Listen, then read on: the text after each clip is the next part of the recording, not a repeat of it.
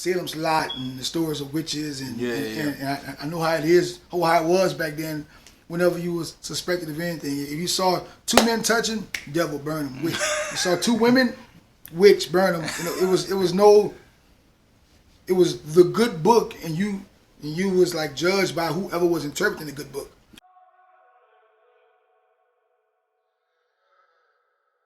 What's good, everybody? Welcome back to Whole Views. Today we're going to be talking about Fear Street Part 3, the last one in the trilogy, and just kind of giving our thoughts on the trilogy as a whole.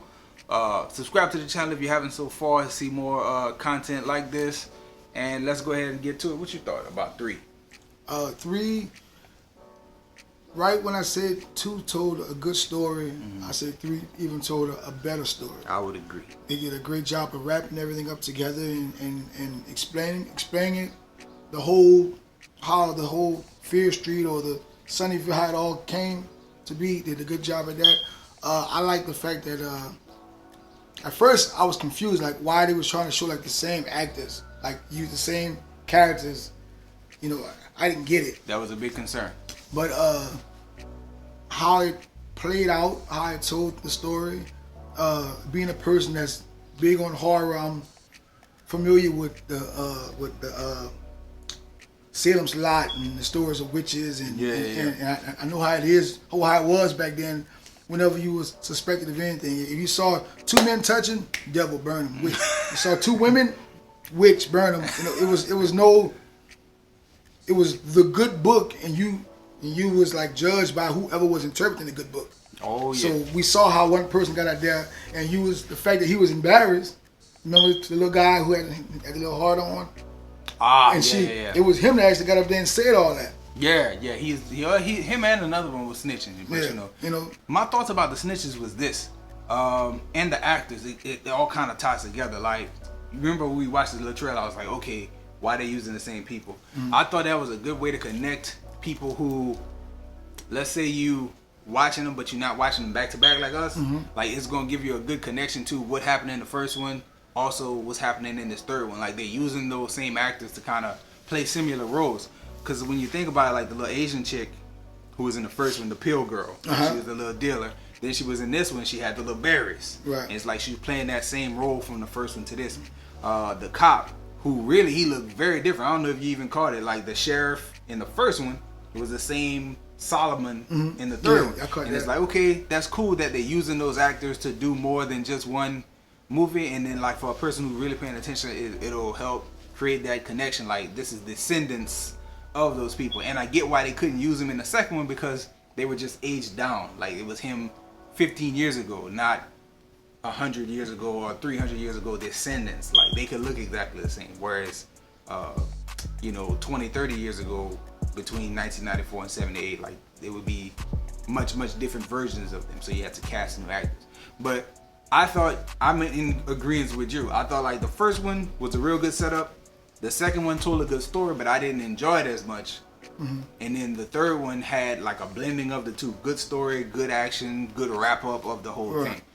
If you had to rate the trilogy, like, scale of 1 to 10, how would you rate like all 3 as a trilogy? 1 to 10? I would say, trying to give yourself room for a small improvement, I'd say like an 8.7. I'm right in line with that. I was thinking like an 8, 8.5 as far as like the series go, because there's really no weakness in it. Right. Like, it's not, if you can nitpick certain things and say like, oh, this could be better, that could be better. But overall, I think to put out a trilogy back to back like that, and have people entertained over the course of a whole month, I think that was a good move and also well done. Also, like how he put what was the movie that Night what's this idiot name? M. Night Shyamalan? Yeah, the movie made when was putting the little marks on the door. The Village. The Village. Yeah. Like it kind of took aspects of still old horror movies, old things with the actual book. The actual book, it was a simpler version of The Evil Dead. What you mean? The Evil Dead came out with, there was a book where the guy came and he read out loud the words. That's how all the stuff happened. It kind of added that in that too. If I would change any 2 things about it, 2 things that would have made it, would have brought that 8 to definitely a 9 or higher. I wish it was something where the guy Solomon that was making the deal, he was doing this every year to make himself stay young. So it was the same guy, not the descendant, the descendant of the family line. So now you killed off, like you killed off that guy, but does he have a son? Or like it, you know, it could be all kind of other goods out there, last name goods, and like that mean the bloodline's not there, you know. So that part I wish would have been just him, where he had to sacrifice one person. I did catch on to that. Yeah. Every whatever. Yeah, there's one person lose it, and whatever they do is what they do. And then you know, then tie it down to like whoever these killers was, how it was. Every time they kill somebody, it gives him an extra. You know, just make it all about that character. Yeah, Solomon. One particular bad guy instead of a whole family. Like. Right. That'd have been a lot better. And if at the end of the movie, with the actual just to leave the book when they walked out. Yeah. I wish they would have she would have took it and thought of either trying to burn it, and then saw it. Like if it's the Evil Dead type book, it can't burn. Yeah, you can't destroy it. Can't or even do the whole bury it again. You know, let's say they buried and all these little red flowers that was around gone now, but they're just in one spot. And just flash like a couple of years later, you see some kids playing and give the illusion like they're about to, you know. That would be a good way to kind of continue it if they choose to continue it. I think I actually like the Descendants because to me, using the Descendants kind of make it realistic. But I feel what you're saying too, giving you a singular focus of a bad guy. Right. But I was cool with the Descendants, and I like using the Descendants the way they did because in the second one they set up the sheriff to be kind of good-hearted, like he tried to do right by Ziggy and the little shady side girl, blah blah blah. But then you see he actually caused everything, and then they showed like the highlights of him. I let a lot of people die. Like, oh, okay, so you knew about everything, and you remember we couldn't get over it when we was watching it up in here. Like they had the guy with the axe, like he hit him, and then he just walked past him and let him go, and it's like, okay, now that all makes sense. So I was relatively satisfied. I can't really think of no improvements that I would make just because horror is not all the way my thing. Right. I would have liked to see a little bit more action in the second. Definitely. But besides that, I don't really see many flaws. The plan I think was probably the best part of it. The fact that they planned everything out and they knew, and coming from them R.L. Stein books, they got good source material. Right. Oh, that's how he's able to keep going on with the series. Yeah. In part one, they said when they was explaining who the killers over the time was, they said in the most vile of them all, the preacher. I was expecting the preacher to be like some slasher, sickles, whatever, but when you think about it, putting a bunch of children into a church and say, yeah, I get it. Yeah, what he did was the worst. Yeah, that pretty much was the worst. I kind of thought like you though. I thought we would have saw a little bit more, but just seeing what he did was enough.